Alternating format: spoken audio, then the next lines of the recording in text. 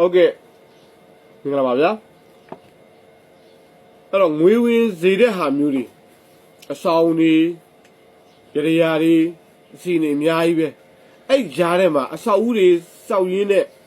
အိမ်စောက်ကြောင်းစောက်တိမ်စောက်ဇေဒီပထိုးပဲတည်တယ်ပေါ့နော်အလူရှင်တွေပေါ်ဖို့ငွေလိုအပ်တာတွေအစင်ပြေဖို့ပေါ့ဗျာ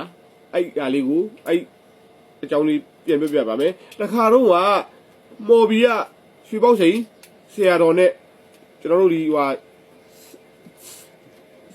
စံကြောင်းပါစုံတော့ဘုန်းကြီးကိုပေါ့ဗျာကျွန်တော်ကနေအဲ့ဒါကြောက်တာဖမိုးကြောင်းရောလို့ဆောက်တာပြပြီလားလို့တရားနဲ့စောင့်နေတဲ့ငွေအခက်ခဲနဲ့စုံရတာကွာတဲ့အခုတော့အစင်ပြသွားပြီတဲ့ဖမိုးဟွာလားလို့ဟွာအလူရှင်ပေါ်လာဆိုတော့ဟုတ်တယ်တဲ့ဘလို့ကြောင့်လူရှင်ပေါ်လဲဆိုတော့တဲ့ငါကြောင်းဆောင်ရင်းနဲ့ကွာတဲ့တိမ်ဆောင်ရင်းနဲ့ကွာတဲ့ငွေအခက်ခဲတွေဟိုဘောအခက်ခဲတွေစုံလာတဲ့ညာတိုင်းစိတ်ပရိစိတ်ဟွာဒီကြတွေပေါ့နော်ပွေးနေတဲ့အာရုံထဲမှာဘာမြင်လဲဆိုတော့တဲ့မြေ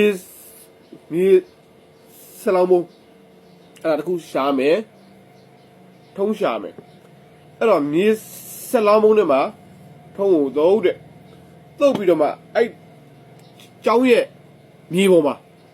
ကျောင်းရှိဖြစ်အိမ်ရှိဖြစ်တိမ်ရှိဖြစ်အဲ့မြေပေါ်မှာချားတဲ့ချပြီးတော့အဲ့ပေါ်မှာ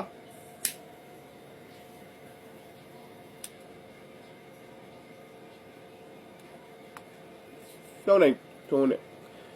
မတရားခင်မှာပဲအိမ်ဆောက်ဖို့ငွေလိုကျောင်းဆောက်ဖို့ငွေလိုတိမ်ဆောက်ဖို့ငွေလိုဇေဒီပထိုးတဲနေပဲ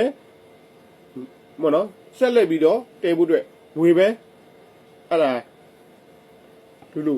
မကြခင်မှာအလူရှင်ပေါ်လာပါတယ်အဲ့တော့ဘုန်းကြီးကျွန်တော်ကရှေ့တာပေါ့ဘုံသူတို့ကအိမ်လဲမဆောက်ဘူးကျောင်းလဲမဆောက်ဘူးငွေပဲပေါ့ဟာဒါထိုးမှတော့ဘာအကြောင်းကြီးအဲ့ငွေက